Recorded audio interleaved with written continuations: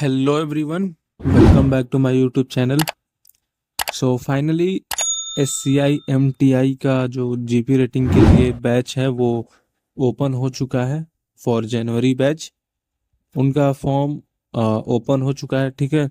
तो चलो देख लेते हैं उनके बारे में सारे डिटेल्स कि उनके क्वालिफिकेशंस क्या है, फीस क्या है, और ये फॉर्म कब से कब तक फिल होगा, एग्ज़ाम कब होगा। तो ये सब आज के वीडियो में हम लोग देखेंगे। तो सबसे पहले हम लोग गूगल पे SCI MTI सर्च करेंगे।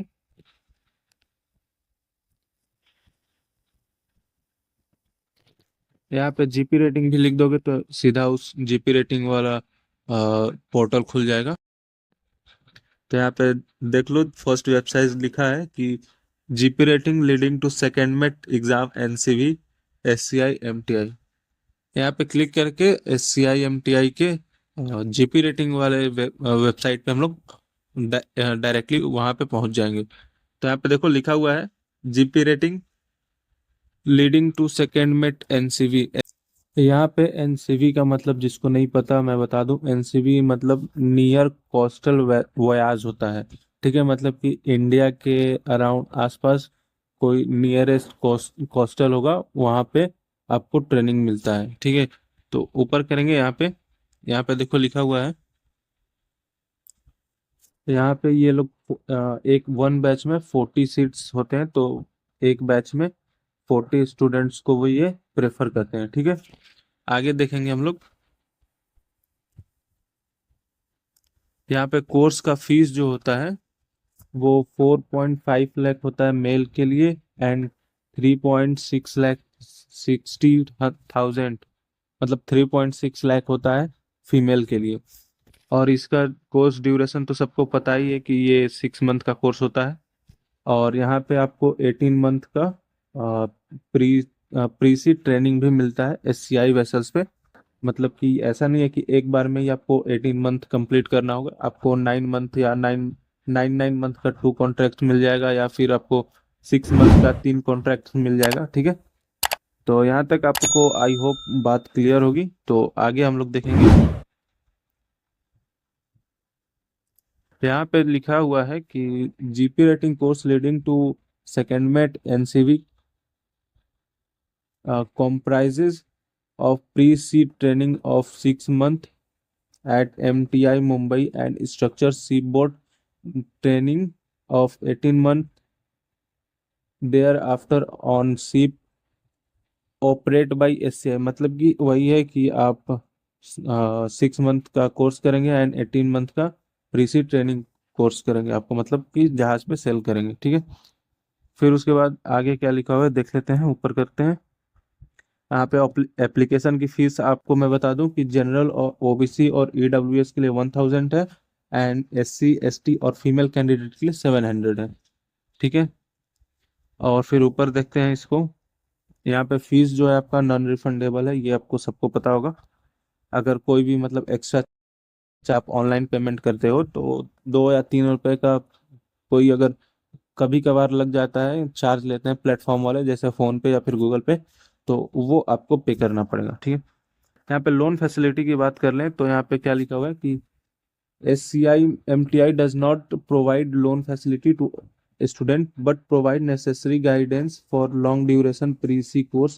Several PSU bank have been disbursing education loan to the student of SCI MTI. SCI MTI provide required document, bona fide certificate mentioning detail of fee structure and confirmation of admission for securing education loan. मतलब कि SCI MTI आपको loan provide नहीं करता। आपको अगर loan लेना है तो SCI जो है वो आपको सारे डॉक्यूमेंट्स दे देगा, बोनाफाइड दे देगा कि जो भी आपको जैसे इंफॉर्मेशन या फिर सर्टिफिकेट चाहिए लोन के लिए वो आपको SCI प्रोवाइड कर देगा। तो ये अच्छी बात है। आगे देखेंगे इस एलिजिबिलिटी क्राइटेरिया के बाद। यहाँ पे देखो कुछ लिखा हुआ है, ये देख लेते हैं। The selection of candidate is only for one time shipboard training and the Ship Corporation of India मतलब SCI, the Shipping Corporation of India Land and Assets LTD does not have obligation or does not guarantee any further employment or extension of ship board training। मतलब कि जो SCI है वो आपको मतलब कि 18 month का जो आप प्री सी ट्रेनिंग करोगे उसके लिए आपको मतलब वन टाइम ही कराएगी। मतलब एक बार ही 18 मंथ का कोर्स करा मतलब फ्री सी कराएगी। फिर उसके बाद वो आपको जॉब की गारंटी नहीं देती है, ठीक है। तो 18 मंथ के बाद आपको जॉब खुद से देखना होगा, या फिर अगर आप अच्छे काम करते हो तो शायद एससीआई आपको वापस बुला ले, ठीक है। फिर आगे देखेंगे इसमें एलिजिबिलिटी क्राइटेरिया, आप लोग को तो पता ही होगा। 10th पास होना चाहिए रिकॉग्नाइज बोर्ड से, 40% होना चाहिए एग्रीगेट, एंड 50% मार्क्स होने चाहिए 10th और 12th में इंग्लिश में। 10th क्लास में आपको मैथ इंग्लिश साइंस आपका कंपलसरी सब्जेक्ट होना चाहिए, ठीक है। अगर आप 12th किए हैं किसी भी स्ट्रीम से तो भी आप ज्वाइन कर सकते हैं। इसमें भी आपको 40% चाहिए एंड 50% मिनिमम 10th और 12th में। English math science eight 10th में, मतलब कि 10th क्लास में इंग्लिश साइंस मैथ होना चाहिए। अगर आप आईटीआई किए हुए हो, आईटीआई किए हुए 2 ईयर का fitter mechanic welder turner approve by DVET with minimum 40% aggregate mark in field final year of ITI and minimum 50% in 10th and English in 10th and 12th। मतलब कि अगर आप आईटीआई किए हुए 2 ईयर का कोर्स होता है जो आईटीआई, वो आप किए हुए हो और फाइनल ईयर में आपके पास 40% है, और आपका कॉलेज जो है वो आईटीआई वाला वो डीवीईटी से अप्रूव है, तो आप ज्वाइन कर सकते हो। और यहाँ पे देखो लिखा हुआ है कि in case of SC ST candidate there is 5% relaxation in eligibility marks including English subject. मतलब कि अगर आप SC ST से हो तो आपको 5% का 5% का मार्क्स में रिलैक्सेशन मिलेगा, ओवरऑल परसेंटेज में एंड इंग्लिश परसेंटेज में भी। यहाँ पे 5th पॉइंट में लिखा है कि relaxation of 5% in English marks will be applicable to candidate who are native of Lakshadweep and Andaman Nicobar island and belong to their scheduled tribes and who and both of whose parents were born in those island belong to the scheduled tribe of those island। मतलब कि अंडमान और निकोबार वालों को भी 5% का relaxation मिलेगा। इतनी सी बात के लिए इतना लंबा चौड़ा लिखे थे। पॉइंट नंबर 6 में क्या है कि the candidate should have distance, मतलब आई साइड जो है आपका 6/6 होना चाहिए बेटर आई में, और 6/9 होना चाहिए अदर आई में। और कलर विजन नहीं होना चाहिए इशारा टेस्ट के हिसाब से, ठीक है, मतलब कलर ब्लाइंडनेस नहीं होना चाहिए। Preference will be given to 12th standard science stream pass from any government recognise board with 50% aggregate and 50% English. मतलब कि अगर तुम 12th किए हो साइंस साइंस सब्जेक्ट से, ठीक है, तो तुमको सबसे पहले प्रेफर करेंगे, ठीक है। और यहाँ पे आपको अनमैरिड होना चाहिए। आपके जो एग्ज़ाम्स हैं एंट्रेंस एग्ज़ाम आपको कहाँ कहाँ होगा देख लो। दिल्ली मुंबई चेन्नई और कोलकाता में ये एग्ज़ाम्स कंडक्ट कराते हैं। आपको एग्ज़ाम उनके सेंटर पे जा करके देना होता है, ठीक है। यहाँ पे स्टाइपेंड का भी बात हुआ था, तो स्टाइपेंड यहाँ पे लिखा हुआ है कि 10,000 पर मंथ मिलता है, ठीक है। आपको यहाँ पे स्टाइपेंड बहुत कम मिलता है बट अच्छा है, 10,000 के आसपास 10,000 मिल जाता है आपको स्टाइपेंड, ठीक है। एक तरह से सैलरी है। यहाँ पे देखो फॉर्म जो है वो 8 अक्टूबर को ही स्टार्ट हो गया था, और लास्ट डेट इसका 3 नवंबर को है, ठीक है। एग्ज़ाम जो है वो अभी टेंटेटिव है, मतलब कि अनुमान लगाया जा रहा है कि 10 नवंबर को हो जाएगा एग्ज़ाम, ठीक है। तो ऐसे ही आप लोग प्रिपेयर करो 10 नवंबर के लिए। फिर यहाँ पे एज रिक्वायरमेंट दिया हुआ है डीजी अप्रूव से कि minimum 18 year and maximum 25 year होना चाहिए, और यहाँ पे 5 ईयर का रिलैक्सेशन SC ST वालों के लिए, और 3 ईयर का है OBC NCL वालों के लिए, और 2 ईयर का है additional relaxation for female candidate on the date of announce. मतलब कि 2 साल का रिलैक्सेशन है गर्ल्स के लिए भी। यहाँ पे देखो सीट भी रिजर्व किया हुआ है, 40 सीट है, तो 16 जो है वो जनरल वालों के लिए है, और यहाँ पे EWS वालों के लिए 4 है, OBC के लिए 11 है, SC के लिए 6 एंड ST के लिए 3 है, ठीक है। तो इस हिसाब से अपना फॉर्म फिल कर लेना। कोर्स की फीस मैं आपको बता चुका हूँ, 4.5 लाख है मेल कैंडिडेट के लिए एंड 3.6 लाख है फीमेल कैंडिडेट के लिए। यहाँ पे आपको लोन नहीं मिलता, बट आपको सारे वो डॉक्यूमेंट्स आपको मिलेंगे जो आपको चाहिए। और स्टाइपेंड आपको 10,000 रुपये मिलेगा, ठीक है। मेडिकल स्टैंडर्ड में आपको तो सब पता ही है कि आई साइड 6/6 होना चाहिए। आपका सिलेक्शन क्राइटेरिया क्या है वो देख लेते हैं। आपको पहले फॉर्म फिल करना पड़ेगा, ठीक है। फिर एग्जाम देने जाना पड़ेगा इन सेंटर पे, लोकेशन पे जाना पड़ेगा, दिल्ली, मुंबई, कोलकाता, चेन्नई। यहाँ से अगर आप सेलेक्ट होते हैं तो आपको आगे पर्सनल इंटरव्यू के लिए बुलाया जाएगा, ठीक है। फिर उसके बाद यहाँ पे लिखा हुआ है कि personal interview in ratio of 1/3, मतलब कि एक सीट पे 3 कैंडिडेट को बुलाया जाएगा। तो टोटल यहाँ पे 40 सीट्स है, तो टोटल यहाँ पे आपको 120 कैंडिडेट को बुलाया जाएगा इंटरव्यू के लिए, जिसमें से 40 लोग सेलेक्ट होंगे। बाकी नहीं सेलेक्ट होंगे वो बाद में देखेंगे फिर उसके बाद यहाँ पे अबाउट ऑनलाइन एग्जामिनेशन हो, एक ऑनलाइन एग्जामिनेशन देख लो कि क्या क्या पूछेंगे। The examination shall be of 2 hour. 2 hour का एग्जाम होगा, एमसीक्यू बेस होगा। इसमें क्या क्या पूछेंगे जो देख लो। Professional knowledge test, English language test, quantitative aptitude test, reasoning ability. ये आपको सब्जेक्ट हो गया मान लो एक तरह से, ये आपको इनसे रिलेटेड क्वेश्चंस मिलेंगे। और आपका एग्जाम जो है वो हिंदी और इंग्लिश दोनों में होगा। आपका जो पासिंग मार्क्स है कि आपका कट ऑफ जो है वो आपको डिपेंड करेगा कि कितने सारे फॉर्म फिल हुए हैं, उनके बेसिस पे आपका कट ऑफ प्रिपेयर होगा, ठीक है। आगे यहाँ पे देखेंगे एग्जामिनेशन सेंटर आपको बता ही दिया हूँ, मुंबई, दिल्ली, कोलकाता और चेन्नई है। फीस पता ही चल गया, 1,000 जनरल वालों के लिए है और ओबीसी के लिए, और 700 SC ST और फीमेल कैंडिडेट के लिए है। इंटरव्यू शेड्यूल जब आप सेलेक्ट हो जाओगे तब आपको मेल आ जाएगा। ऑनलाइन एग्जामिनेशन 10 तारीख को है, 10 नवंबर को 10:30 बजे है। और पर्सनल इंटरव्यू आपको दिसंबर में कंडक्ट कराया जाएगा। फिर आगे देखेंगे इसमें क्या दिया, हाउ टू अप्लाई। यहाँ पे ये जो है वेबसाइट है, यहाँ पे आप लोग जाकर के अप्लाई कर सकते हो, नहीं तो मैं ऊपर में बता दूंगा कैसे अप्लाई करना है। फिर उसके बाद यहाँ पे जनरल इंस्ट्रक्शन है कुछ, जो कि मैं बता देता हूँ पढ़ के। Without valid Indian passport candidate shall not be given admission to GP rating course as endorse. Number of candidate will be not generated without passport. मतलब कि एडमिशन के टाइम पे आपको पासपोर्ट होना कंपलसरी है।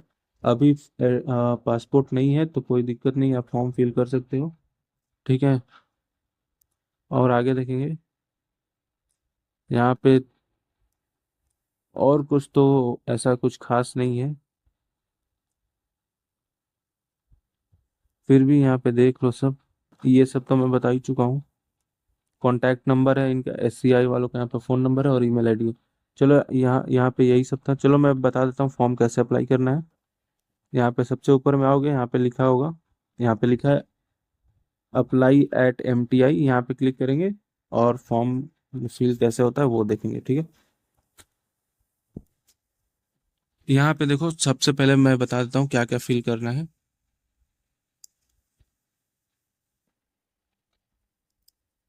यहाँ पे आपका फर्स्ट नेम हो जाएगा, middle name, last name, mobile number, date of birth और एज हो जाएगा, ठीक है।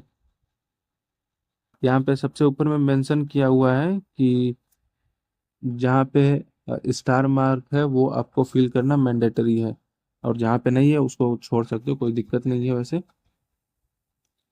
फिर यहाँ पे आपका ब्लड ग्रुप हो जाएगा, ठीक है। यहाँ पे ब्लड ग्रुप हो जाएगा, जेंडर हो जाएगा आपका, यहाँ पे आपका ईमेल आईडी हो जाएगा, फिर मैरिटल स्टेटस हो जाएगा। यहाँ पे अधिकतर तो अनमैरिड ही होंगे, अधिकतर के अनमैरिड को ही अप्लाई करना है, ठीक है।